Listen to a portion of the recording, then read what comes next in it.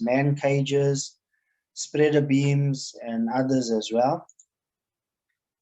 We then looked at the mechanical list of deliverables and shipping information. Okay, and then we obviously touched on quite a bit of information pertaining to the construction execution part of it. Just a recap as well, I remembered I touched on the PowerPoint that I presented to the contractors. So I'm gonna minimize this, sorry. We also touched on the arrangements of the interviews, as I've mentioned, and then we obviously looked at the checklist.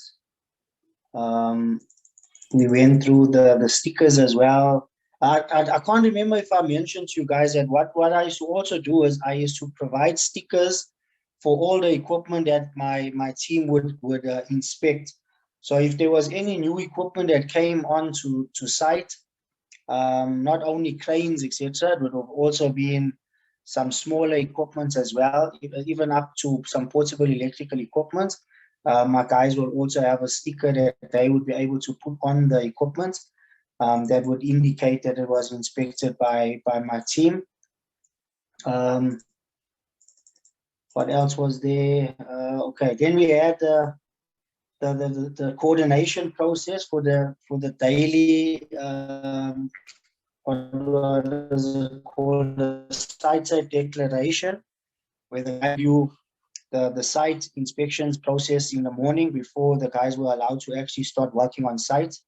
There was also a roster that I created, as I showed you guys with the teams for the contractors to demonstrate what they needed to do, when and how, on which days they're supposed to provide what information through to me by, or to the team by. All right, and then we also went through the mechanical list of deliverables. Remember, I explained to you all about the large lifts, above, for example, 25 tons, those that were tandem lifts, those where we needed a crane utilization above 85% of the utilization. So all of those were on that deliverable process, and that all helped us with regards to the planning process. And then we obviously mentioned as well, I spoke about the daily cross-pollination meeting, which we had between all the different disciplines to ensure that everybody was properly aligned, and that priorities were also properly arranged within the process as well, to ensure that the sequence was followed and that there was nobody working on top of each other as well. Okay, so this evening we're going to go through a few more show and tells as well on the documentation side of things. So I hope you will enjoy some of these. So let me start with the 30, 60, 90 day look ahead process. We'll look at the gate review process as well. So I'm just going to stop sharing here. I'm going to share my screen.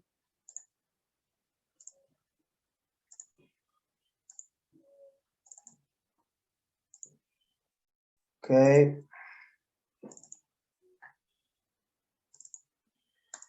Okay, so we'll start with the 30, 60, 90. So the 30, 60, 90 is basically a 30-day, 60-day, and 90-day look ahead. Okay, so what you would do is you would separate your activities over 2 weeks, over 60 days, and it would be 2 weeks, 30 days, and 60 days, and 90 days. So that's how I split mine up as well, right? So obviously on your 2-week look ahead, you would have had your activities that were planned for that period, what area would have been where the activities would have been taking place. You could have also considered what were some of your main hazards or comments as well, or also what would prevent you from ensuring that you can perform this function accordingly. And then you looked at probable control measures as well, what you could have had in place. Then you would have had a responsible person here for that activity, the due date, the actual completion date, and who verified that activity. Okay, so this was a planning process for me as a safety professional which I advise every professional to do a similar process where you track all your activities on a proper plan. Now, what you can also do is, based on this information, so another thing is, let me ask a question before I speak about the next thing. Where would I get this information from pertaining to the 2-week, 30-day, 60-day, and 90-day look ahead? Where will I get this information from?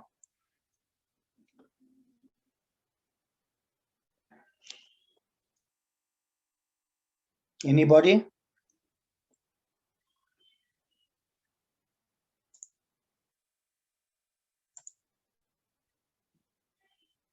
Anybody? Where would I get this information from?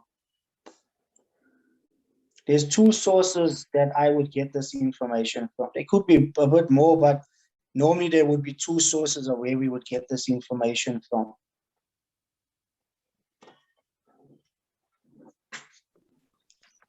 Hello? Sorry, go ahead.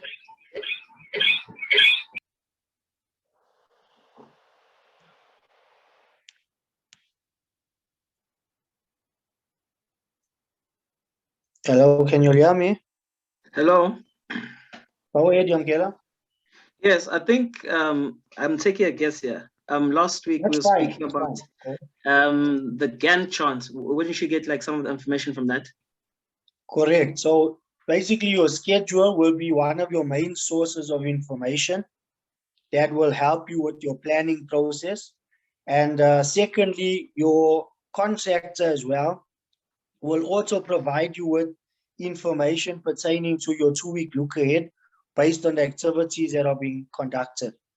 Okay, but they would also get it from the schedule or also from your Gantt chart scheduling as well, right? Your level 4, level 5 schedule, they would be able to provide you with this information as well. So those would be your 2 sources of information for your planning. Now, when we look at it from a safety perspective or HSE perspective, you're going to be looking at aspects like, for example, a legal overview, permit issue and receiving the IRA. That was a once-a-week process from SASL. And then what were the main hazards, etc. You could obviously get into serious trouble walking without a permit, etc.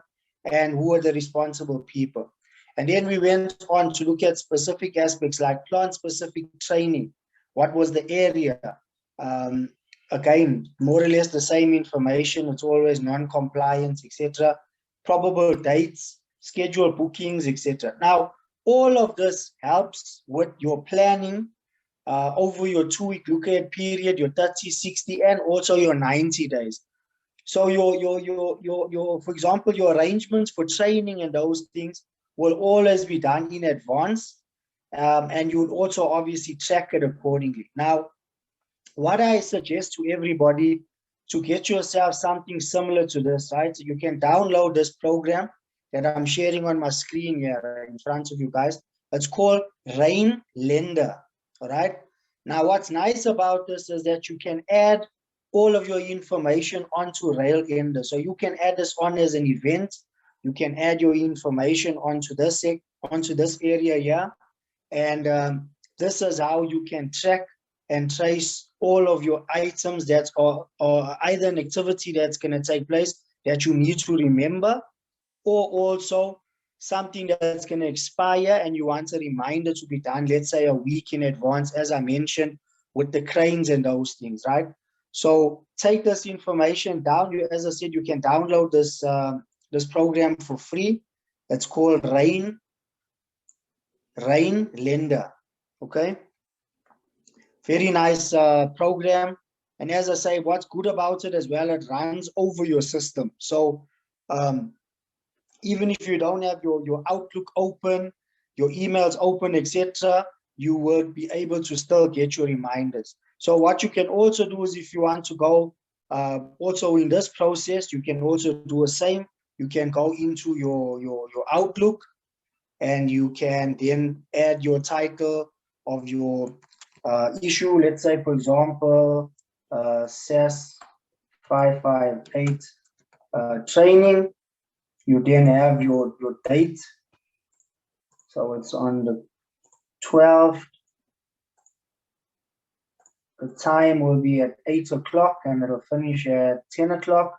Location will be at Cecil Building, floor 2, just giving an example.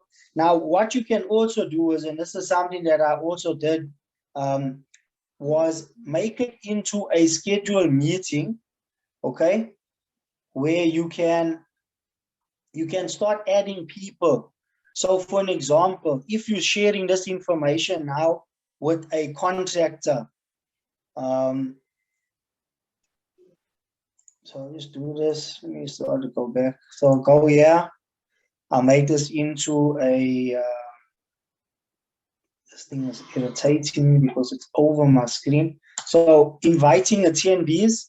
So now we're inviting attendees. We're inviting Gerlin. Oh, come on. So it's Gerlin. It's Yamkela. Okay, you'll get the picture.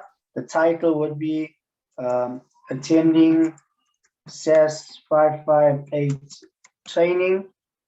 Okay, and then obviously you would add the date and the location for the training.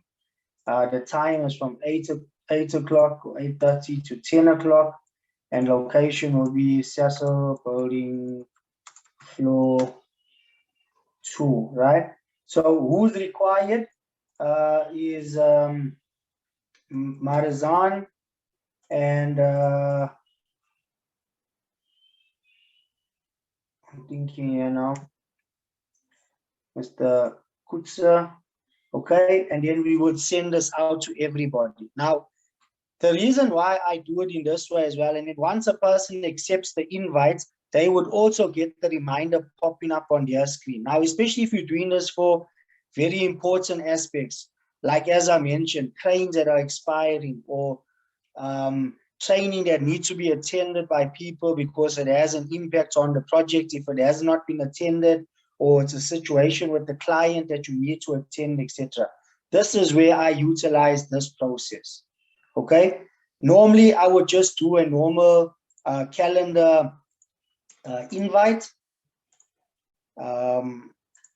with regard, or sorry, a reminder, or I would, again, as I mentioned, I would use the rain lender